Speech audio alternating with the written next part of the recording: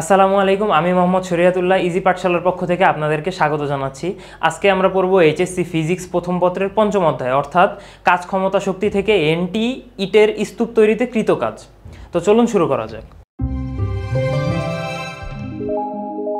তো এনটি ইট বলতে আসলে বোঝাচ্ছে যে এখানে কোশ্চেনে যে কোনো পরিমাণ ইটের কথা বলতে পারে, 25টি 26টি অথবা 10টি 12টি যে কোনো পরিমাণ। এখানে ইটের স্তূপ তৈরি বলতে অর্থাৎ একটা ইটের উপর আরেকটি ইট রেখে আমাদেরকে স্তূপ তৈরি করতে হবে। সেই ক্ষেত্রে আমাদের কৃত কাজ কত হতে পারে? তো ধরুন এটা হলো একটা ইট, এখানে একটা ইট রাখা আছে, এর উপর যদি আমি আরও একটা ইট এভাবে রাখি এবং আরও একটা এভাবে করে যে স্তূপ তৈরি করতে আমাদের কৃত কাজ কত হবে। তো এই ক্ষেত্রে লক্ষণীয় হলো প্রথম ইটের ক্ষেত্রে কিন্তু আমাদের কোনো কৃত কাজ হবে না। কেন?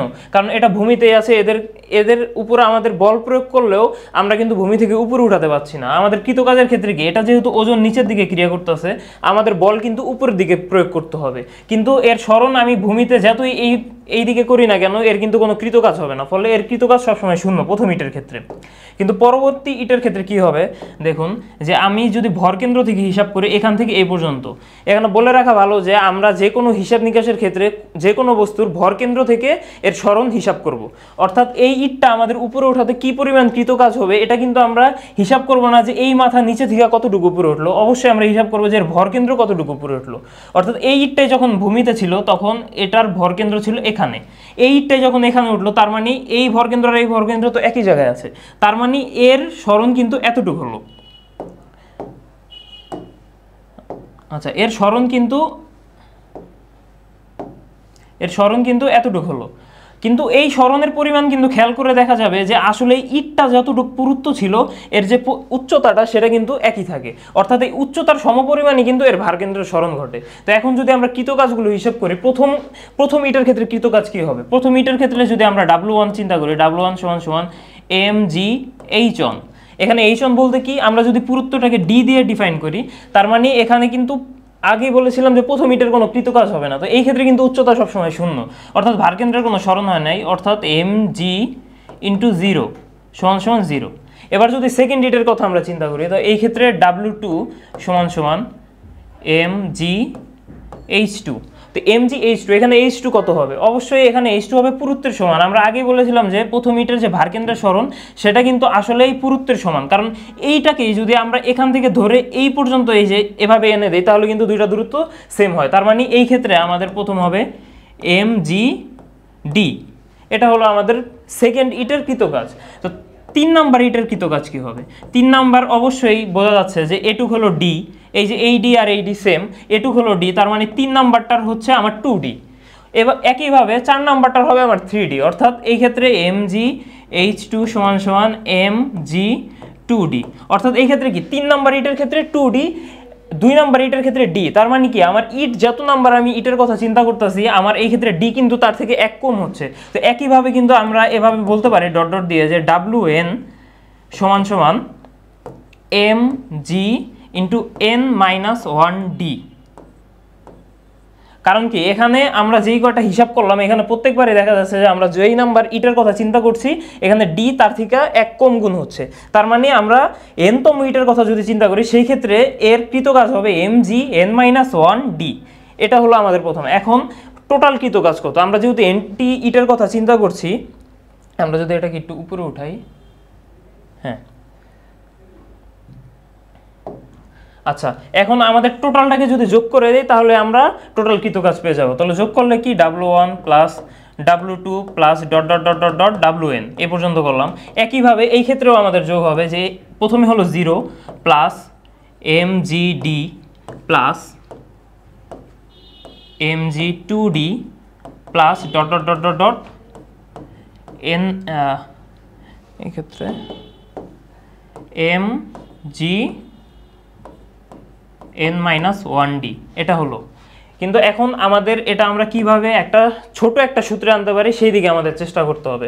তো আমাদের এখান থেকে কি কমন যায়? এখান থেকে কিন্তু আমাদের mgd কমন যায়। তো আমরা যদি এটা কমন নিয়ে নেই mgd, এটা যদি কমন নেই তাহলে আমাদের কি থাকে 1 + 2 + ... n-1। এখানে কিন্তু খুব সুন্দর মতো একটা ধারা চলে আসলো যেখানে এদের পদ পার্থক্য হলো 1। তো এই সমান্তর ধারার ক্ষেত্রে আমাদের সমান্তর ধারার সমষ্টির সূত্র কি? সমান্তর ধারার সমষ্টির সূত্র যদি আমরা চিন্তা করি, যদি এনটি পদ থাকে সমান্তর ধারা, তাহলে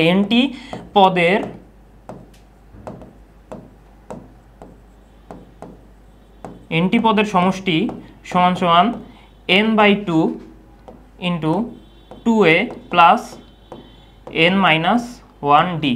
এখানে কিন্তু ডি আর এই ডি গোলালে চলবে না, এখানে ডি দ্বারা আসলে বোঝানো হচ্ছে যে পদপার্থক্য।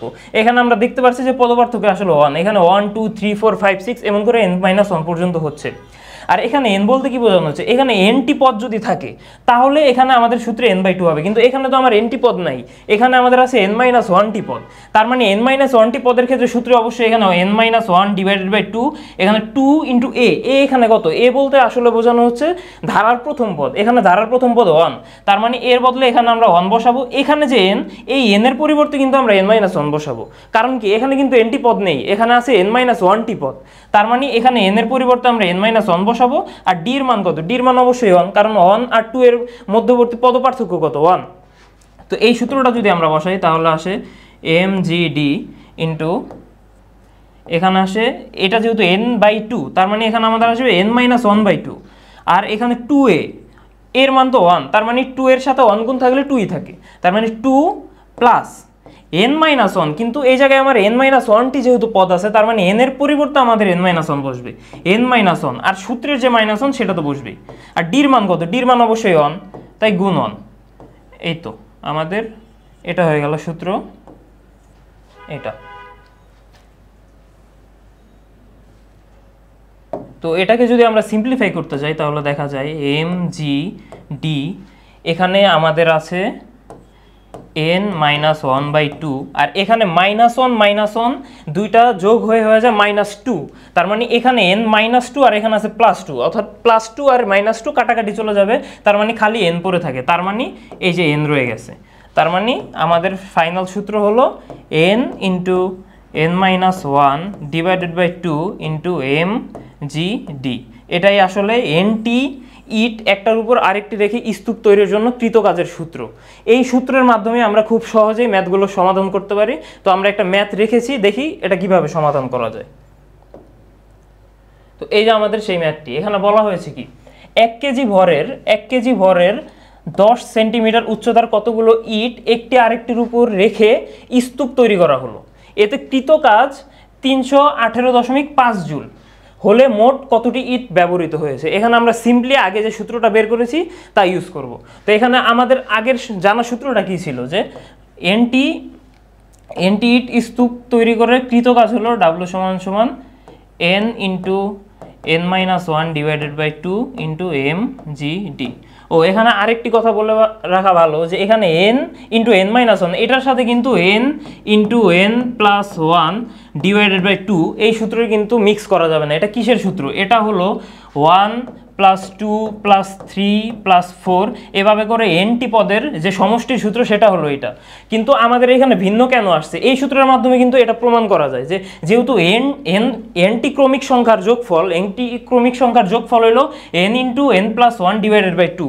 এখান থেকে এটা কিভাবে আসে, আমরা আগেই বলেছি যে এখানে কিন্তু আমাদের এনটি পদ যোগ হয়নি। আমরা যদি আগের পেজে যাই, এখানে কিন্তু আমাদের n-1টি পদ যোগ হয়েছে। তার মানে এখানে যদি আমরা সেম সূত্রে n এর পরিবর্তে n-1 বসাই দিই, অর্থাৎ এখানে যদি আমার n-1 আসে আর এখানে যদি n-1+1 দিয়ে দিই ডিভাইডেড বাই 2, এখান থেকেও কিন্তু দেখো সেম জিনিসে আসছে যে n-1 into n divided by 2।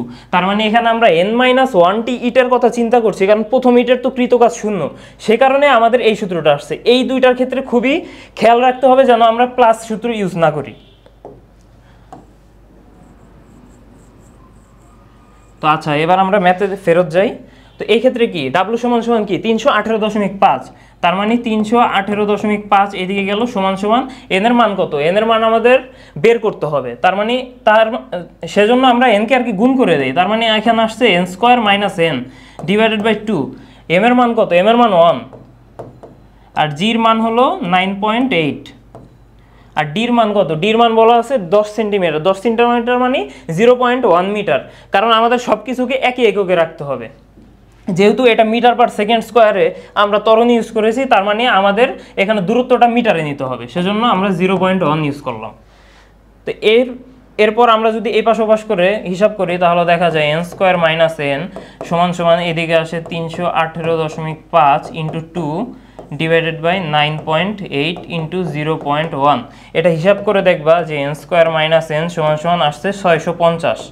এখান থেকে N square minus N minus 650 সমান সমান 0। এটা হলো আমাদের একটা দ্বিঘাত সমীকরণ আসলো। দ্বিঘাত সমীকরণ তোমরা হয়তো মিডল টার্ম করে সমাধান করতে পারো, কিন্তু এখানে যেহেতু বড় একটা সংখ্যা আছে তোমরা মিডল টার্ম করতে আসলে কষ্ট হবে। সে কারণে তোমরা সরাসরি ক্যালকুলেটর ইউজ করতে পারো। ক্যালকুলেটর ইউজ করলে দেখবা এন এর দুইটা মান আসছে, এক হলো এন সমান সমান 26 আর একটা হলো এন সমান সমান -25। কিন্তু -25 এখানে গ্রহণযোগ্য হবে না, কারণ তোমরা তো কোনোদিন শুনেছো যে কেউ বলতেছে যে আমার কাছে -25টা ইট আছে। এটা কখনো সম্ভব না। অর্থাৎ আমাদের কয়টা ইট আছে এই সংখ্যা কোনোদিন নেগেটিভ হওয়া সম্ভব না, তাই এটা গ্রহণযোগ্য হবে না। তার মানে এন সমান সমান 26, এটাই আমার কারেক্ট অ্যান্সার। তার মানে এখানে আমরা বলতে পারি যে এখানে 26টি ইটের স্তূপ তৈরি করা হয়েছে। তো এটাই অ্যান্সার। ইটের ম্যাথের মধ্যে যতগুলো আছে তার মধ্যে এটা একটু কমপ্লেক্স ছিল, আর বাদবাকিগুলো সরাসরি এই সূত্র ব্যবহার করে তোমরা কৃতকাজ নির্ণয় করতে পারবে। তো আশা করি তোমরা আজকের টপিকটি বুঝতে পেরেছো। ইজি পাঠশালার সাথে থাকার জন্য ধন্যবাদ। আসসালামু আলাইকুম।